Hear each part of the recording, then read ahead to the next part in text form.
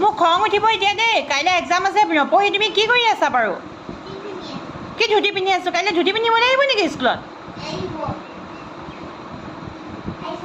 দুন মানুহ আহিছানে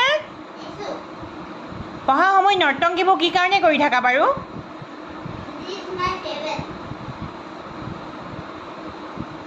আহিছানে অ' শুন আহা আকৌ কাইলৈ এক্সাম আছে পঢ়ি পেলাই আহা আকৌ কি কৰি আছা বাৰু মোক খং উঠিব এতিয়া আৰু দেই কাইলৈ কি ধুতি পিন্ধিবলৈ আহিব নেকি সঁচাকৈ দেই একদম বিৰাট বেছিয়ে খং উঠিব এতিয়া দেই মোৰ